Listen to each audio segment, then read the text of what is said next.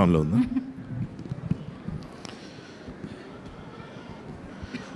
కోర్టులు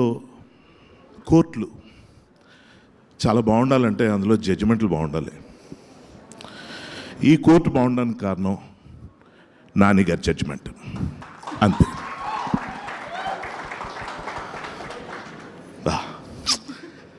ఈ దాము పాత్రలో ఈ హర్ష చేసిన అభినయం మీకు కనుక హర్షించదగిన విధంగా ఉంటే ఒకసారి మళ్ళీ ఆ హర్షధ్వానాలు.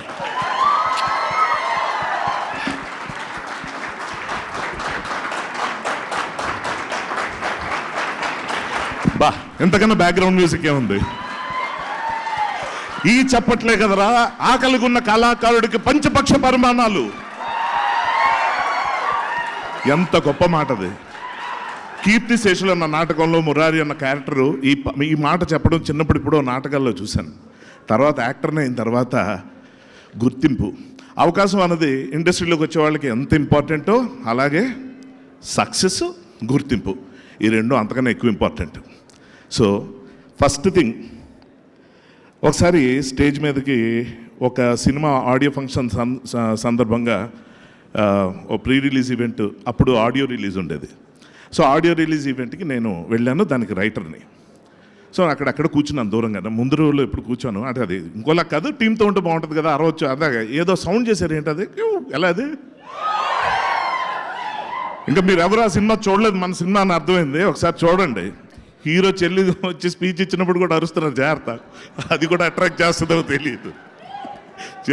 అదే ఆ సౌండే. నెక్స్ట్ ఆడియో ఫంక్షన్లో కట్. ఫోన్ బయట తీయడానికి కారణం ఉంది. సరే, సో ఆ ఫంక్షన్కి వెళ్ళినప్పుడు ఏమైందంటే, నన్ను హీరో పేరు కూడా చెప్పేస్తా, తప్పేం లేదు, నితిన్.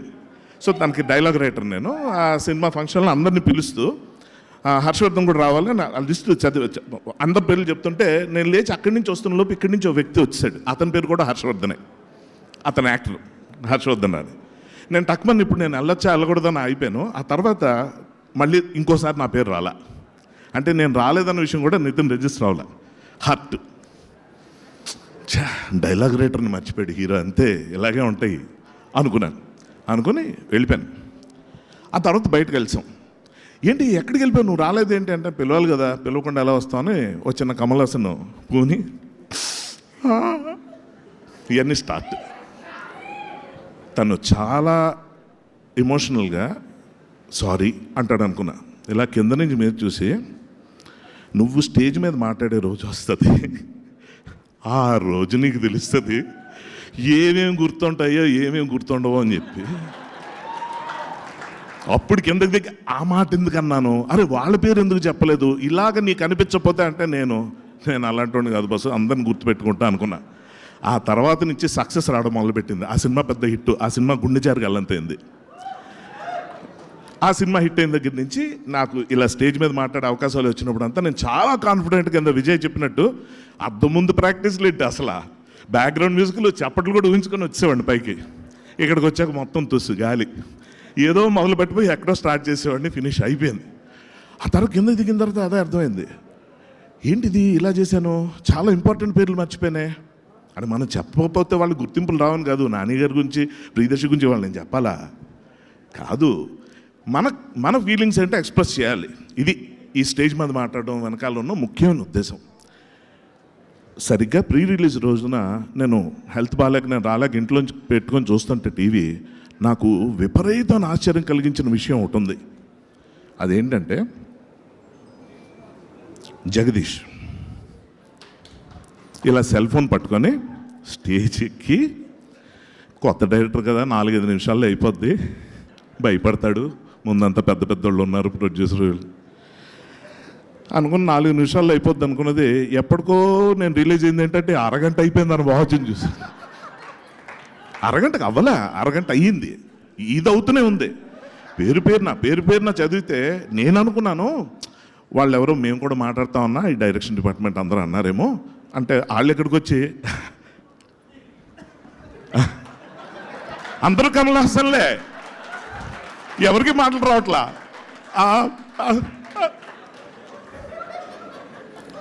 చూసా అంటే ప్రిపేర్ కూడా అవ్వలేదు వీళ్ళు, అయినా స్టేజ్ మీదకి వచ్చారు అని కొంచెం నేను కూడా ఏమైనా ఎక్కువ ఆవేశపడ్డాడు ఈ అబ్బాయి అనుకున్నాను. కానండి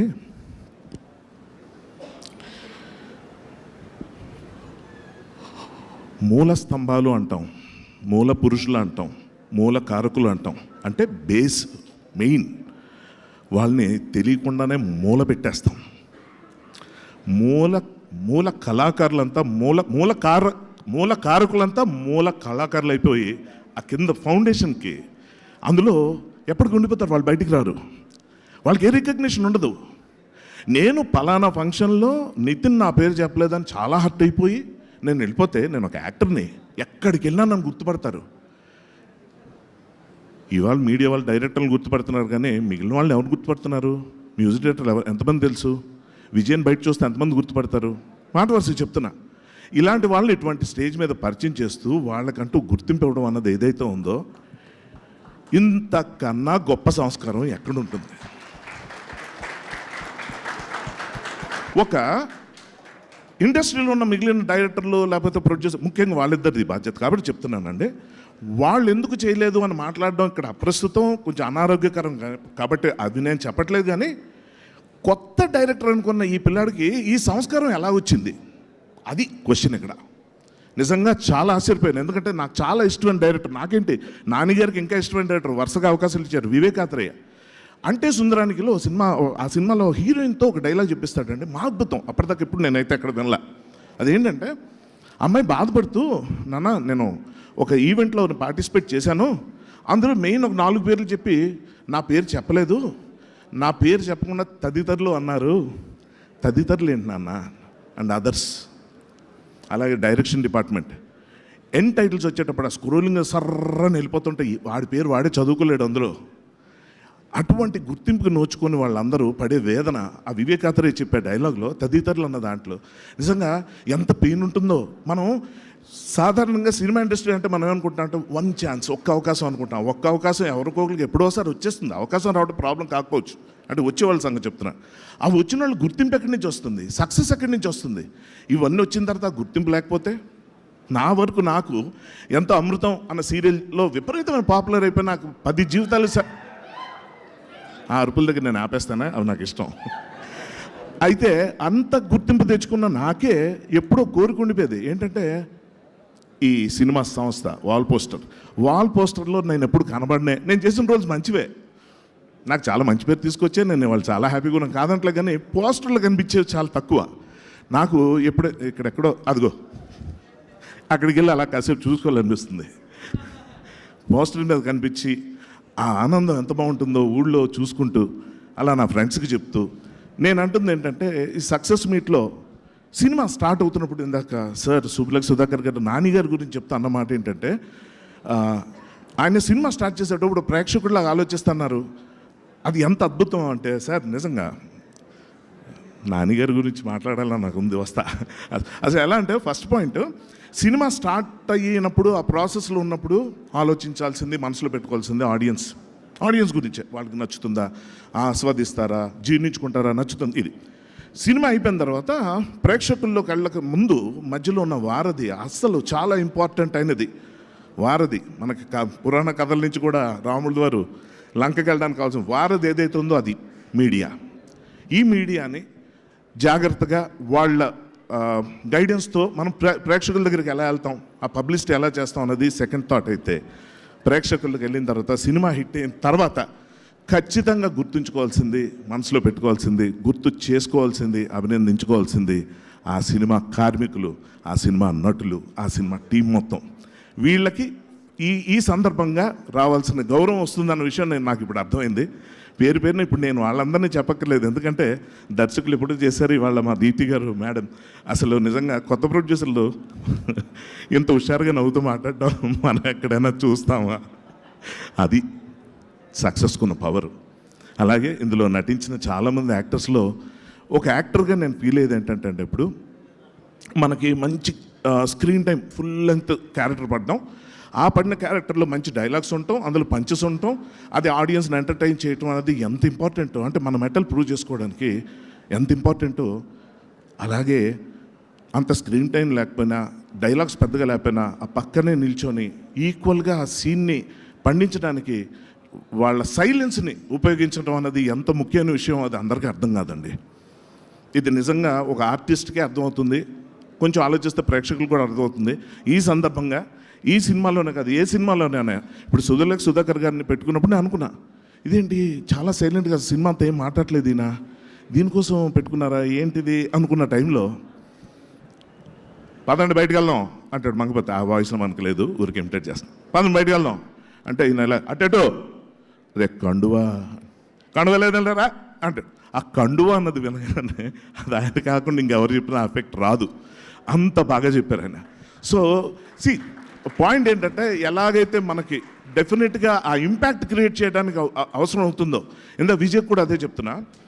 తను ఇప్పుడు ఫేమస్ సాంగ్ ఇప్పుడు అంతా రీల్స్లో అట్లా పాపులర్ అయింది, అది 6/8 రిథంలో ఉంటే దాన్ని 7/8లో మార్చి బ్యాక్గ్రౌండ్ స్కోర్ చేశాడు, which is a wonderful experiment. ఇది కాన్షియస్గా అందరికీ తెలియదు, సబ్కాన్షియస్గా బ్యాక్గ్రౌండ్ స్కోర్ నచ్చడానికి గల కారణం ఇది. ఇప్పుడు నేను ఇవన్నీ చెప్తే నువ్వు ఎంచుకొని రాగం అంటే ఎంచుకొని తగ్గిటి అలా ఉంటుంది, ఎక్కువ థియరీ అయిపోతుందని చెప్తున్నా. But the fact is that ఈ రికగ్నిషను రాదు, ఇలా చెప్పలేరు, ఇలా బయటికి రాదు. సో అటువంటి వాళ్ళ పరిస్థితి ఏంటని ఆలోచిస్తున్నప్పుడు ఈ సభలో నాకు ముఖ్యంగా కనిపించింది ఏంటంటే, చాలా హెల్తీగా కనిపించింది ఏంటంటే, చాలా స్పష్టంగా అందరికీ క్రెడిట్స్ ఇచ్చుకుంటున్నారు. ప్రొడ్యూసర్ గారు లేచి వచ్చి ఇక్కడ గురించి డ్యాన్స్ వేస్తున్నారు. ఇది చాలా రేర్. ఎందుకంటే జాబిలి, వెన్నెల ఈ రెండు జగదీష్కి సంబంధించి డైరెక్టర్ సంబంధించిన షేడ్స్ అనుకుంటే, అంటే చందమామ నుంచి వస్తున్న వెలుగు అనుకుంటే, ఆ చందమామకు వెలుగిచ్చిన సూర్యుడు నాని గారు. నిజంగా మన మెంటాలిటీ ఎలా ఉంటుందంటే అండి, ఒక పెద్ద ప్రమాదానికి గురైనప్పుడు గుండె ఆగిపోతుంది, అమ్మో ఏంటిది అని ఫట్ మన ముందు నుంచి లారీ ఏదో ఫాస్ట్కి వెళ్ళిపోయి మనం సడన్ బ్రేక్ కొట్టి అరే కొంచెం మనం రెగ్యులర్ స్పీడ్లో వెళ్తే అయిపోవాళ్ళం అనుకున్న టైంలో ఒక్కసారి అలా ఉండిపోయి తర్వాత దాన్ని జోకులు వేస్తాం. అది నేను చెప్పొచ్చు పాయింట్, అంటే అది హ్యూమన్ మెంటాలిటీ, జోకులు వేస్తాం. అలాగే నాని గారు మొన్న ఇచ్చిన స్టేట్మెంట్కి వాళ్ళందరూ నవ్వుకుంటున్నాం, కానీ ఎంత పెద్ద సూసైడల్ పాయింట్ అండి అది. పాపా ఆనెస్ట్గా చెప్తున్నాను, దాన్ని ఈజీగా తీసిపారేసి నాన్నగారు జడ్జ్మెంట్ వాట్ ఎవర్ అవన్నీ నిజమే కావచ్చు, కానీ తన సినిమాని ప్రమోట్ చేసుకోవడానికి పారాషూట్ లేకుండా దూకేసి ఏదో నన్ను కాపాడుతుందిలే అనుకోవటం అన్నది ఏదైతే ఉందో అది కేవలం లక్ ఫ్యాక్టర్ కొంత ఉన్నా కూడా ఈ పర్టికులర్ ఇన్సిడెంట్లో మాత్రం అతని కాన్ఫిడెన్స్, అది he's been proving it with every film. I seen him growing. నా ఫస్ట్ ఫిల్మ్ నుంచి నాకు తెలుసు కాబట్టి చెప్తున్నాను. అతని గ్రోత్ చూస్తున్న కొద్దీ వాళ్ళు ఎలా అయిపోయిందంటే, ఆయన ఒక స్టార్ అయ్యారు అనుకుంటున్నాం, he's a star maker today. Wow court cinema గురించి నేను చెప్పట్లేదండి, కోర్టు సినిమా ఇంకెవరు చూడలేదు, మీ ఎవరు వెళ్తున్నారు చూడబోతున్నారు కాదంటలే, కానీ ఆ సినిమాని ఇంపాసిబుల్, ఎంతో టేస్ట్, ఎంతో అవగాహన, ఎంతో అభిరుచి, ఎంతో గట్స్ ఉంటే తప్ప అలాంటి సినిమా ఎవరు తెలియరు. అందుకు ఆయన అంటే నాకు ఇష్టం, అందుకు ఆయన అంటే రెస్పెక్ట్. వండర్ఫుల్. అలాగే ఇందాక నేను చెప్తున్న పాయింట్ ప్రకారం డైలాగులు ఉండి బాగా బ్రైట్గా లౌడర్గా కనిపించే క్యారెక్టర్స్కి ఎటు పేరు వచ్చేస్తాయి, కానీ సైలెంట్గా ఉండి అలా మన కిరణ్ అన్న ఒక యాక్టరు, ఇలాగ చాలామంది ఉన్నారు. అది ఇదిగో ఫోన్, అందుకే ఈ సంస్కారం నేర్పింది మా జగదీష్. ఏంటి ఓపెన్ అవ్వట్లేదు, ఎంత రాసుకున్న స్క్రిప్ట్ వేస్ట్ అయిపోయింది. దీప్తి గారు ఇందాక మైక్ పెట్టుకుని నేను ఆ రోజు మాట్లాడలేకపోయినా ఈరోజు మాట్లాడతానన్నప్పుడు టక్మని నాకు ఒక ఐడియా వచ్చింది. ఈలోపు ఆయన మా లిరిక్ రైటర్ పక్కన కూర్చొని, సార్ మీ స్పీచ్ కోసం ఎదురు చూస్తున్నాను సార్. ఎందుకు? మీరు చాలా మంచి ఫిలాసఫీ. బాబాయ్ నేనే ప్రిపేర్ అవ్వలేదు, అప్పుడు తీసుకొని రాయడం మొదలుపెట్టా, ఏ పాయింట్ మిస్ అవ్వకూడదని చెప్పి. వాళ్ళు కొంచెం మాట్లాడతా, 40 minutes ముందు 20 minutes తక్కువే. సో అందరూ చుట్టూ తిరిగి నా మీద పడ్డారేంటే, వాట్ యూ డన్ ఇస్ పర్ఫెక్ట్గా super excellent, there is no doubt about it. అంటే ఈ బిహేవియర్ అంతటి కారణం స్ఫూర్తి జగదీషే. సో వెరీ గుడ్, దాదాపు ఏం మిస్ అవ్వలేదు, అన్నీ చెప్పేశాను. బాగుంది, మెమరీ బాగానే ఉంది. Thank you very much, all the best, love you all, have a great time, cheers. Superb. Thank you so much, Harshvardhan garu. That is the magic and beauty in your speech andi, nizanga. Thank you so much. And yes, back to back manam chaala mandi వస్తారు సినిమాలో dialogue ఉంది కదా, కొంచెం time పడుతుంది. ఓకేనా? So yes, అంటే చాలామంది యాక్ట్రెసెస్కి ఆవిడ తన వాయిస్తో ప్రాణం పోశారు. అలాంటిది ఈ మధ్య సినిమాలలో ఆవిడే